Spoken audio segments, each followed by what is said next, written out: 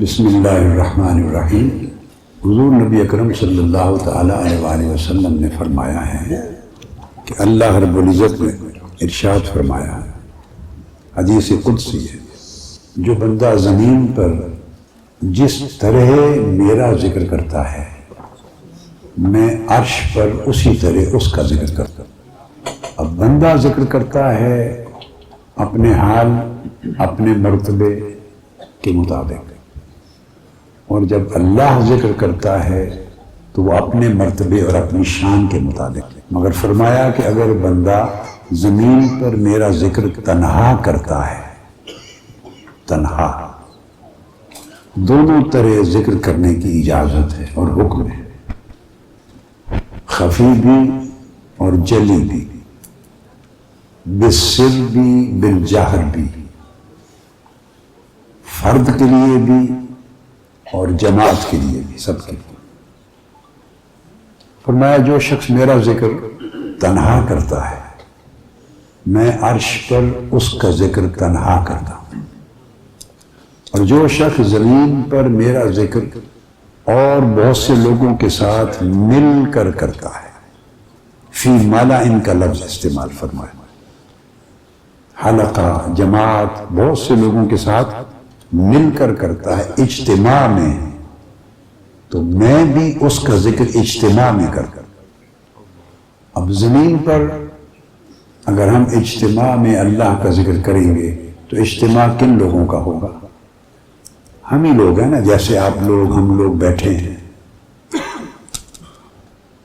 تو ہم لوگوں کے اجتماع میں ذکر کریں گے، اور اللہ پاک جب اجتماع میں اس بندے کا ذکر کرتا ہے تو وہاں اجتماع عرش پر کس کا ہوگا؟ وہ ملائکہ کا اجتماع، وہ ملائکہ کا اجتماع ہو۔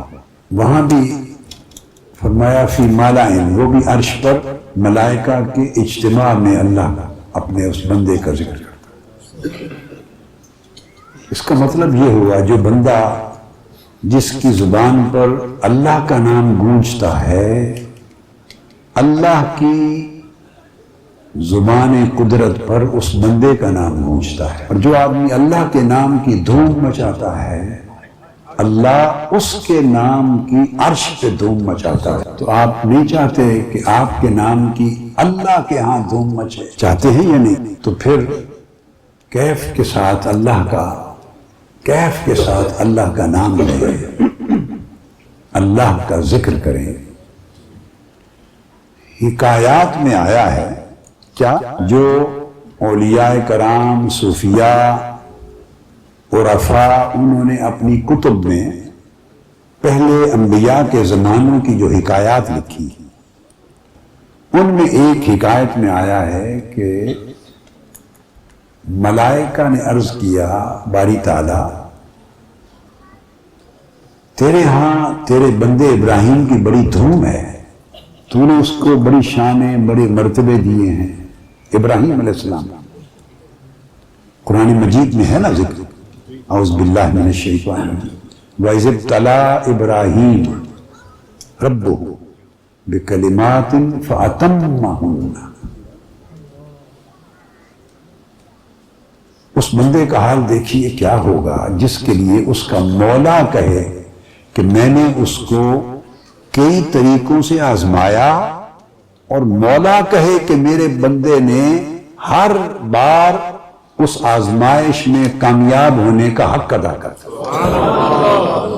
اتمہن، جب رب کہے اس نے سارے تقاضے پورے کر دیے، وفاداری کے، بندگی کے، ایثار کے، تو جب پورے کر دیے تو اس کو فرمایا اب میں تمہیں انسانیت کا پیشوا بناتا ہوں۔ بہت ساری کتب میں اولیاء کرام اور صوفیاء اعظام نے اس کو بیان کیا۔ عرض کیا باری تعالیٰ تیرے ہاں تیرے بندے ابراہیم کی بڑی دھوم ہے، تو اگر ہمیں اجازت دے تو ہم میں سے کوئی جا کے اس کو آزمائے تو صحیح کہ اس کی وفاداری اور تابعداری اور اس کی محبت تیرے ساتھ کیسی ہے۔ اللہ پاک نے فرمایا فرشتے کو جاؤ آزما لو۔ فرشتہ گیا، ابراہیم علیہ السلام کے پاس ریوڑ تھا، بکریوں کا ریوڑ تھا، اس نے جا کے قریب ہی اللہ کا نام بلند کیا، بڑی خاص لحن کے ساتھ، بڑے ذوق کے ساتھ، کیفیت کے ساتھ، حلاوت کے ساتھ اللہ کا نام بلند کیا۔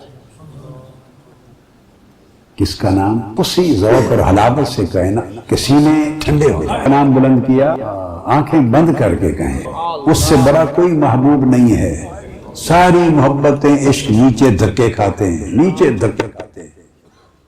اس جیسا کوئی محبوب نہیں، اس جیسا کوئی حسین نہیں، اس جیسا کوئی جمیل نہیں، اس جیسا کمال کسی کا نہیں، اس جیسا جمال کسی کا نہیں۔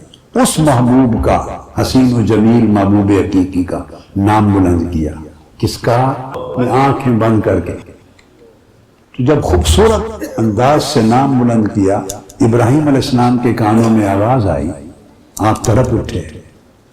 عاشق وہ ہوتا ہے جو محبوب کی آواز، اس کا نام سن کے طرف اٹھے۔ پوچھا یہ کون ہے؟ کس نے میرے محبوب کا نام؟ الاپا ہے، محبوب کا نغمہ الاپا ہے۔ تو وہ پوچھے تو فرشتہ تھا، اس نے کہا میں نے آپ کے محبوب کا نام نغمہ الاپا ہے۔ کہا کہ مجھے ایک بار اور سنا دو۔ اس نے کہا پہلی بار تو میں نے اپنے شوق سے نام لیا، اب آپ، یہ معروف حکایت ہے، میں آپ کے ذوق کے لیے سنی، میں نے کئی بار بڑے پچھلے قریبی سالوں میں تو نہیں، مگر ممکن ہے 10-15 سال یا 20 سال قبل کے خطابات میں نے 2-1-3 بار بیان کی ہے، 10-15-20 سال قبل، ابھی قریب 10 سال میں مجھے یاد نہیں آتا کہ یہ حکایت بیان کی۔ تو پہلی بار تو اس نے کہا میں نے اپنے شوق سے لیا، اب آپ کے کہنے پر، آپ کے مطالبے پر لوں تو قیمت بھی تو طے کر لیں نا، دیں گے کیا؟ انہوں نے کہا تم میرے محبوب کا نام ایک بار پھر سنا دو، آدھا ریوڑ لے جانا۔ اس نے پھر نام لیا، بولیے کیا نام لیا؟ لمبا کر کے مد کے ساتھ، اور پھر کیسے تیزی میں نہیں، بس پھر نام لیا۔ ابراہیم علیہ السلام نے آدھا ریوڑ دے دیا، ریوڑ دے کے مستی میں چلے گئے۔ پھر جب کیف سے باہر آئے تو فرمایا کہ ایک بار پھر سنا دو میرے محبوب کا نام۔ اس نے ریوڑ لے لیا، اس نے کہا اب کیا دو گے قیمت؟ اس نے کہا باقی جو آدھا ریوڑ بچ گیا ہے یہ بھی لے جانا، ایک بار نام سنا دو۔ پھر دوبارہ نام لیا۔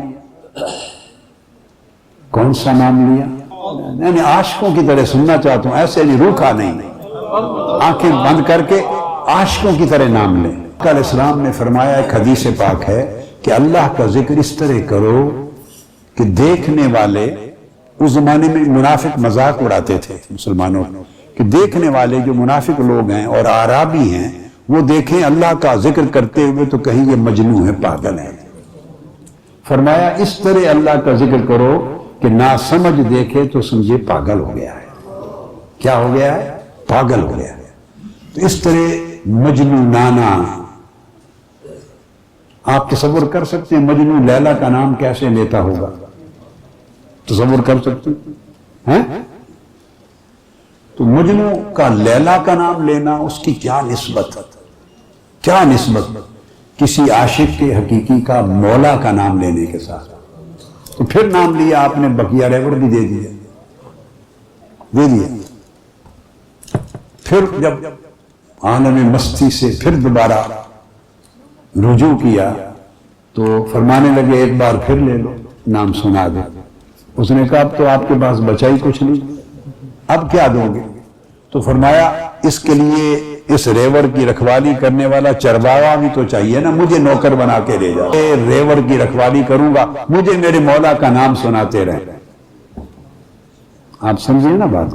اللہ کا ذکر کریں تو عاشقوں کی طرح ذکر ہونا چاہیے، جیسے عاشق اور بیتاب ہے، تڑپتا ہے، اس طرح ذکر کرتا ہے۔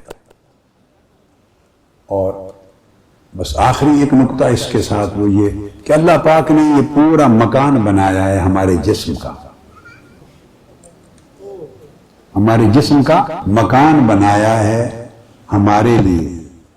بولیے، اس مکان میں مختلف شعبے رکھے ہیں، آنکھیں رکھی ہیں، ہم دیکھتے ہیں، کان رکھے ہیں ہم سنتے ہیں، زبان رکھی ہے ہم بولتے ہیں چکھتے ہیں، ہاتھ پاؤں اعضاء سارا مکان بنایا ہمارے لیے، مگر اس مکان کے اندر اس نے ایک کوٹھا بنایا ہے، اس مکان کے اندر ایک حجرہ بنایا ہے، وہ صرف اپنے لیے، وہ صرف اپنے لیے۔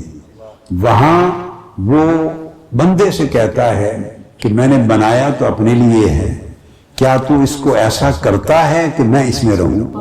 کیا تو اس کوٹھے کو، اس کمرے کو اتنا صاف ستھرا روشن خوبصورت، آپ خوبصورت کسی مہمان کے لیے جس سے آپ کو بڑی محبت ہو، بڑی محبت ہو، بڑی تعظیم ہو، تکریم ہو، وہ آپ کے گھر اگر مہمان آئے تو آپ تصور کریں نا کہ آپ کمرے کو اس کے لیے کیا کیا نہیں کرتے، آپ کارپٹ بچھاتے ہیں، خوبصورت کپڑے بچھاتے ہیں، دائیں بائیں پھول بچھاتے ہیں، اندر سیج بچھاتے ہیں، پتہ نہیں کیا نہیں کرتے، جو کچھ آپ سے ہو پڑتا ہے وہ کرتے ہیں، جان بچھا دیتے۔ ایک مہمان آتا ہے، ٹھیک ہے، وہ کتنا خوش نصیب ہوگا جس کے گھر کے اس کمرے میں مولا آنا چاہے، اس کے لیے دل کی سیج کیسے بچھائیں گے؟ وہ پاک ہے ان سیجوں سے، وہ پاک ہے کمروں اور بستروں سے۔ وہ فرماتا ہے کہ مجھے زمین و آسمان کی ساری کائنات سمو نہیں سکتی اپنے اندر، مگر مومن کا دل مجھے سمو لیتا، مومن کا دل سمو لیتا ہے، یاد کے ساتھ، اپنے ذکر کے ساتھ، اپنی محبت کے ساتھ، اپنی معرفت کے ساتھ، اپنی لگن کے ساتھ۔ اور یہ کہ میں تمہارے دل میں آتا ہوں، رہتا ہوں، پھر جس دل میں مولا آ جائے وہ ہزارہا کعبوں سے ایک دل بہتر ہو جاتا ہے، ہزارہا کعبوں سے وہ ایک بہتر ہو جاتا ہے، کیونکہ اس دل میں خود مالک مولا کی گزرگاہ ہوتی ہے، اس کا آنا جانا ہوتا، اس دل کو پھر ہر روز مالک 70 مرتبہ اپنے عاشقوں کے دل کو دیکھتا ہے، 70 مرتبہ روزانہ اس پر نگاہ ڈالتا ہے ہر روز، اور دیکھتا ہے کہ دل کا جھکاؤ کدھر ہے، دل کا التفات کدھر ہے۔ تو جس کو 70 مرتبہ مولا دیکھے اور ہر بار اس دل کو وہ پائے کہ وہ اسی کو تک رہا ہے، ہر بار جب دیکھے تو دل کو اپنی طرف ہی تکتا ہوا پائے، تو اندازہ کر لیں کہ پھر کرم کا عالم کیا ہو۔ بس اس تصور کو بٹھا کر پھر ذکر کریں اللہ کا، تاکہ یہ در و دیوار بھی سنیں، آسمان والی مخلوق بھی سنیں، پھر عرش بھی سنیں، اور آپ کا ذکر پھر اسی دھوم دھام کے ساتھ مالا اعلیٰ میں ہو۔ ایسا ذکر سننا چاہتا ہوں، میں یہی سننے کے لیے آیا ہوں۔ جب چھوٹے ہوتے ہیں بچے انہیں نظر بہت لگتی ہے، انہیں نظر لگتی ہے، ان کو نظر سے بچائے رکھنا یہ بھی والدین کے فرائض میں اور اولاد کے حقوق میں سے ہے۔ بعض جدید تعلیم یافتہ لوگ سمجھتے ہیں کہ شاید نظر کا تصور ایک وہم ہے۔ میں آپ کو عجیب بات بتاؤں، نوجوانی کے ایک طویل عرصے تک میں بھی سمجھتا تھا کہ وہم ہے، میں خود سمجھتا تھا وہم ہے۔ اس وقت تک 1970-71 کے زمانے تک میں سمجھتا تھا وہم ہے، تا آ کے جب میں نے دورہ حدیث کر دیا اور حدیث کی کتب پڑھی اور میں نے اپنی آنکھوں سے حدیث نبوی پڑھ لی کہ العین حق، کہ نظر کا لگنا حق ہے، اور آقا علیہ السلام حسنین کریمین کو نظر بد سے بچاؤ کے لیے دم کرتے تھے، اس وقت میں نے اپنا خیال بدلا اور نظر لگنے پر عقیدہ قائم کر دیا۔ آقا علیہ السلام کا معمول کیا تھا؟ کان النبی صلی اللہ علیہ وآلہ وسلم یعوذ الحسن والحسین، چونکہ آقا کو حسنین کریمین سے بڑا پیار تھا، یہ سنت دی ہے کہ آپ بھی اپنی اولادوں سے پیار کیا کرو، اولاد کا حق ہے پیار کرنا، ان کو چومنا، گود میں بٹھانا، اپنے سینے پر چڑھانا، ان کے ساتھ کھیلنا اور بچہ بن کے ان کے ساتھ محبت کرنا، یہ آقا علیہ السلام نے اپنے اسوہ حسنہ کے ذریعے قائم کر دیا ہے اولاد کا حق اور ہمارے واجبات۔ آقا علیہ السلام کا معمول تھا کہ حسنین کریمین کو خصوصی طور پر کلمات تعوذ پڑھ کر دم کیا کرتے تھے، نظر بد سے بچانے کے لیے اور ہر ضرر سے بچانے کے لیے تعوذ کے کلمات سے دم کیا کرتے تھے، تو دم کرنا بھی آقا علیہ السلام کی سنت ہے۔ بدقسمتی ہے کہ آج لوگ قرآن پڑھے بغیر، احادیث نبوی پڑھے بغیر، سنن کا علم حاصل کیے بغیر اپنی عقل، فکر اور رائے سے دین کے پیمانے بنا کے بیٹھے ہیں، جو ان کی سمجھ میں نہیں آتا کہتے ہیں اس کا دین میں کوئی حیثیت نہیں۔ لوگوں نے دین کو رائے کے ساتھ برباد کرنا شروع کر دیا ہے۔ دین اپنی رائے پر قائم نہ کرو، دین فقط قرآن پر قائم کرو اور سنت اور حدیث نبوی پر قائم کرو اور سنت صحابہ پر قائم کرو اور سنت اہل بیت پر قائم کرو اور سنت تابعین پر قائم کرو، اتباع تابعین پر قائم کرو، ائمہ سلف صالحین کے طریق پر قائم کرو اور اولیاء اور صالحین و مقربین کے طریق پر قائم کرو۔ دین عقل اور رائے سے نہیں آتا، عقل اور رائے سے سمجھا جاتا ہے، رائے سے لیا نہیں جاتا، لیا کتاب و سنت سے جاتا ہے۔ تو آقا علیہ السلام کا طریقہ تھا کہ حسن و حسین علیہ السلام کو کلمات تعوذ کے لیے دم کرتے اور کیا فرماتے؟ وَيَقُولُ إِنَّ أَبَاكُمَا يُعَوِّذُ بِهَا إِسْمَاعِيلَ وَإِسْحَاقَ، کہتے میرے بیٹے حسن اور میرے بیٹے حسین، تمہارے باپ ابراہیم علیہ السلام بھی اپنے دو بیٹوں کو یعنی حضرت اسماعیل کو اور حضرت اسحاق کو انہی کلمات کے ذریعے دم کیا کرتے تھے۔ تو یہ سنت سیدنا اسماعیل علیہ السلام، اسحاق علیہ السلام اور ان سے اوپر ان کے والد سیدنا ابراہیم علیہ السلام سے چلی آ رہی ہے۔ اور آقا علیہ السلام یہ کلمات نظر کے لیے اور ہر شر و بد سے بچانے کے لیے پڑھتے، اعوذ بکلمات اللہ التامہ من کل شیطان وہامہ ومن کل عین لامہ، میں اللہ کے کامل کلمات کے ذریعے ہر وسوسہ اندازی کرنے والے شیطان اور بلا سے اور ہر نظر بد سے پناہ مانگتا ہوں۔ یہ ترجمہ ہے ان کلمات کا جو آقا علیہ السلام پڑھ کر دم کرتے تھے حسنین کریمین۔ بعض اولیاء نے اور عرفاء نے کہا، انہوں نے پوچھا اہل معرفت سے، بعض اہل اللہ سے، کہ بڑے عرصے سے کوئی سے نے پوچھا میرے دل کو حضوری نصیب نہیں۔ میرے ذہنوں میں کئی سوال ہوتے ہیں نا کہ نماز پڑھتے ہیں، عبادت کرتے ہیں، تلاوت کرتے ہیں، ذکر اذکار کرتے ہیں، دعا کرتے ہیں، یعنی اللہ کو پکارتے ہیں، ندا کرتے ہیں، اللہ کی عبادت اور اس کی مناجات کا کام کر رہے ہوتے ہیں، مگر دل حاضر نہیں ہوتا۔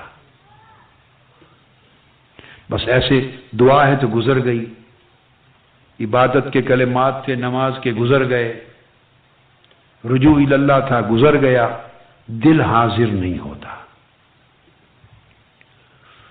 اس کی آپ نے اپنی زندگی میں کئی بار مثال دیکھی ہوگی، دل حاضر ہے یا نہیں اس کو سمجھنا تھوڑا سا مشکل ہے، تھوڑا سا۔ دماغ حاضر ہے یا نہیں اس کی مثال سے سمجھ آ جائے گی۔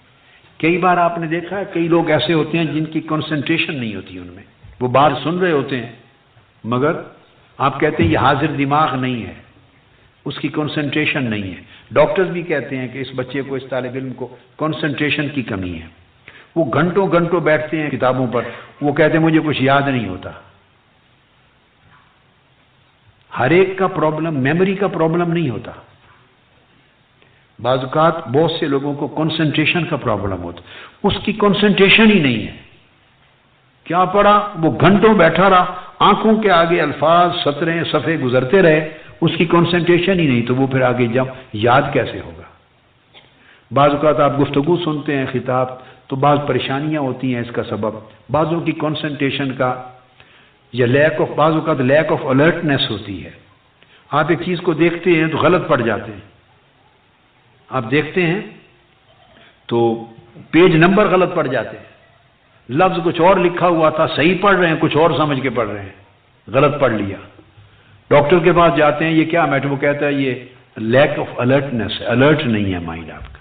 اس کے پھر ریزنز الگ ہوتے ہیں، میڈیکل ریزنز ہوتے ہیں، لیکن میں آپ کو صرف علامات سمجھا رہا ہوں کہ اگر دماغ یعنی مائنڈ الرٹ نہ ہو تو چیزیں آپ کے سامنے ہوتی ہیں، آپ غلط پڑھ رہے ہیں۔ کنسنٹریشن نہ ہو تو آپ جو پڑھے جا رہے ہیں یا سن رہے ہیں آپ کی سمجھ میں نہیں آتا کیا، بعد میں اگر پوچھیں بھی وہ بات یاد ہے میں نے کیا کہی تھی، کہتے ہیں کیا بات؟ وہ اس کے کان سن رہے تھے مگر دماغ اس کا الرٹ نہیں تھا یا کنسنٹریشن نہیں تھی، وہ چیز ہی اتر جاتی۔ اب یہ مثال تو سمجھ میں آ گئی، ایسا تو ہوتا ہے کہ نہیں واقعہ زندگی میں؟ بعض اوقات عارضی پرابلم ہوتا ہے آدمی کو، یاداشت میں عارضی پرابلم ہے، کوئی مشکل ہے، پریشانی ہے، ذہن تفکرات میں ہے، تو وہ بھی اس پر بھی یہ حالت وارد ہو جاتی ہے۔ تو بعض اوقات پرماننٹ پرابلم ہوتا ہے، اس کی پھر الگ ایکسرسائزز ہوتی ہیں، ٹریٹمنٹس ہوتے ہیں، تھیراپیز ہوتی ہیں، پھر جس سے وہ چیزیں، اور اگر کوئی میڈیکل ریزن ہے تو پھر وہ ہوتا ہے، پھر وہ اس کی الرٹنس اور کنسنٹریشن اس کی ریسٹور کرواتے ہیں۔ جس طرح دماغ حاضر نہیں ہوتا، اس طرح عبادات میں بہت سو کا دل حاضر نہیں ہوتا۔ اب آپ سمجھ گئے بات کو؟ اب اس مثال سے اچھی طرح سمجھ آ گئی بات کی۔ بندہ عبادت کرتا ہے، اللہ کا ذکر کر رہا ہے، تلاوت کر رہا ہے، مناجات کر رہا ہے، دعا کر رہا ہے، مگر دل حاضر نہیں۔ تو کسی نے سوال کیا کہ دل حاضر نہیں پاتا، کیا کروں؟ اب دل حاضر ہونا اس کے بھی دو درجے ہیں۔ پہلا کہ دل حاضر ہو اس چیز میں جو عبادت، جو ذکر، جو طاعت، جو تلاوت آپ کر رہے ہیں، اللہ کی یاد، مناجات، اس میں دل حاضر ہو، یہ ادنا درجہ ہے۔ دل کی حاضری کیا؟ یہ ادنا درجہ ہے، پہلا درجہ ہے۔ تو ہر شخص جو حاضر دماغ ہوتا ہے، اسی طرح حاضر قلب، ہر شخص جس کا دل حاضر ہو، ضروری نہیں کہ وہ صاحب حضور قلب بھی ہے۔ دل کا حاضر ہونا اور چیز ہے، اور دل کو حضور نصیب ہونا اس سے اوپر کی چیز ہے۔ اس کو حضور قلبی کہتے ہیں۔ کیا؟ یعنی دل کی حضوری، دل کی ایک ہے کہ آپ کے ذکر میں، اذکار میں، عبادات میں، طاعت میں، تلاوت میں، نیک کام میں جو کر رہے ہیں تو دل جمی کے ساتھ دل حاضر ہے، دل آپ کے ذکر اور آپ کی طاعت کے ساتھ جڑا ہوا ہے، کنیکٹڈ ہے، ڈسکنیکٹڈ نہیں ہے۔ جو عبادت اور تلاوت کر رہے ہیں اس جگہ سے ڈس اپیئر نہیں ہوا، دل کنیکٹڈ ہے۔ یہ ہے دل کا حاضر ہونا، جیسے دماغ کا حاضر ہونا۔ ٹھیک ہے؟ اب اگلی بات کہی، دل کا حاضر ہونا ایک درجہ ہے، اور یہ کئی لوگوں کو نصیب ہو جاتی ہے کہ اس کا دل حاضر ہے، یعنی دل جمی ہو گئی، ظاہری عبادت، عمل، طاعت، تلاوت، ذکر، اذکار، دعا جہاں کر رہا ہے اس کے ساتھ دل اس کا جڑا ہوا، کنیکٹڈ ہے، یہ کنیکشن ہے، یہ ہو گئی حاضری۔ کچھ لوگ اس سے بلند درجے کے لوگ ہوتے ہیں، اور ان کا دل کا حاضر ہونا وہ ذکر کے ساتھ نہیں ہوتا، وہ مذکور کے ساتھ ہوتا ہے، یعنی وہ اللہ کی بارگاہ میں حاضر ہو جائے تو اس کو حضوری کہتے ہیں۔ پہلے تھا ذکر کے ساتھ حاضر ہو، کیا؟ اور اب کیا بات بتا رہا ہوں؟ جس کا ذکر ہو رہا ہے اس کی بارگاہ میں حاضر ہو، تو اس کی بارگاہ میں تب حاضر ہوتا ہے دل جو دل اس کے ساتھ جڑ جاتے ہیں، اس کو کہتے ہیں کہ اس کے دل کو حضوری حاصل ہے، اس کے دل کو حضوری رسائی ہے۔ کیا؟ اب اس کو بھی مثال سے سمجھا دوں تاکہ آپ کو اور ایزی ہو جائے۔ جیسے میں نے دماغ کی مثال دی، بھئی یہ حاضر دماغ نہیں، اور اگر کسی کو الرٹنس مل جائے اور کنسنٹریشن مل جائے تو کیا ہر وہ شخص جس کو دماغی الرٹنس اور کنسنٹریشن مل گئی ہے، کیا اس کو دماغ کی رسائی بھی مل جائے گی کہ جو بات سمجھائی جا رہی ہے اس کی ڈیپتھ تک اس کے سارے راز بھی سمجھ جائے گا، پا جائے گا؟ کیا یہ انٹلیکچوئل کیپیسٹی بھی مل جائے گی؟ نہیں، ابھی تو الرٹ ہوا ہے، بقایا تو کیپیسٹی ہے، کتنا اس کو پاتا ہے اور کتنا نہیں پاتا۔ تو پہلا درجہ کہ جو غیر حاضر تھا دماغ، وہ کم سے کم حاضر ہو گیا۔ اب حاضر ہو جانے کے بعد کتنا سمجھتا ہے، کتنی رسائی پاتا ہے اور کتنی نہیں پاتا، یہ پھر اس کا اپنا، اب سمجھ گیا، نصیب ہے۔ اسی طرح دل کا حال ہے، جو غیر حاضر تھا وہ حاضر ہو گیا، وہ حاضر ہو گیا، اور اب اس سے آگے حاضر ہونے کا مطلب یہ نہیں کہ رسائی بھی پا گیا، جس کا ذکر ہو رہا تھا، جو مذکور تھا، جس بارگاہ میں کی یاد ہو رہی تھی کہ اس بارگاہ میں بھی پہنچ گیا، تو اس مجلس میں حاضر ہونے کا مطلب نہیں کہ وہاں بھی پہنچ گیا، وہ رسائی ہے، اس کو حضوری کہتے ہیں۔ تو اب کسی نے کہا کہ وہ بات بیان کی کہ میرا دل حضوری نہیں پاتا، حاضری کی بات نہیں کی، کیا حاضری کی بات، حضوری نہیں پاتا، اس بارگاہ میں نہیں جاتا میرا دل، وہاں اس بارگاہ میں دل کو غائب پاتا ہوں۔ پوچھا کہ کب میرا دل وہاں پہنچے گا کہ میں دل کو پاؤں اللہ کی بارگاہ میں، کب ایسا ہوگا؟ فرمایا اذا نازل فیہ الحق، جب تمہارے دل میں حق، تمہارے دل میں اللہ ٹھکانہ کر لے گا، جب تمہارے دل میں اللہ آئے گا، اللہ اترے گا، تب تم اس کی بارگاہ میں دل کی حضوری پاؤ گے۔ تو انہوں نے پوچھا کہ اللہ کب اترے گا میرے دل میں؟ اللہ کا نزول، کیا میرے دل میں اللہ کا نزول کب ہوگا؟ اللہ کب میرے دل میں آئے گا؟ تو جواب یہ اذا ارتحل عنہ ما دون الحق، فرمایا جب اس کے غیروں کو دل سے نکال دو گے، جب غیر چلے جائیں گے تو وہ آ جائے گا، وہ غیروں کے ہوتے ہوئے اس دل میں نہیں آتا۔ یہ بات سمجھ میں آئی؟ اور غیر کون ہے؟ ہر وہ چیز جو اللہ کو پسند نہیں ہے، تو دل میں اس کی محبت اور شہوت اور رغبت بھی پڑی ہوئی ہو، اور چاہیں کہ اس میں اللہ بھی آ جائے، تو اللہ کی غیرت اسے گوارا نہیں کرتی۔ وہ کہتا ہے بھئی تم نے ان کو دل میں سجایا ہوا ہے تو اسی سے دل لگا لو۔ فرمایا اذا ارتحل عنہ ما دون الحق، جب اس کے غیر نکل جائیں گے تب وہ آ جائے گا۔ خلاصہ ہے اس کلام کا، ہر تمنا دل سے رخصت ہو گئی۔ واہ واہ واہ، ہر تمنا دل سے رخصت ہو گئی، اب تو آ جا، اب تو خلوت ہو گئی۔ تو اس کا قاعدہ یہ ہے کہ جب اس کے غیر چلے جاتے ہیں دل سے، اور دل نیا خانہ بن جاتا ہے، خلوت کدہ بن جاتا ہے، اس میں کوئی اور غیر نہیں رہتا، اور دل خالی ہو جاتا ہے، اس وقت وہ جلوہ گر ہو جاتا ہے۔ اور جب، اب میں آپ کو وہی معرفت کی طرف لا رہا تھا کہ جب وہ دل خالی ہو گیا غیر سے، تب وہ جلوہ گر ہوا، اور جب وہ جلوہ گر ہوا تو دل زندہ ہو گیا، اور جو زندہ ہو گیا، کامل زندہ ہو گیا، وہ اس کے حضور رہنے لگ گیا، وہ اس کے حضور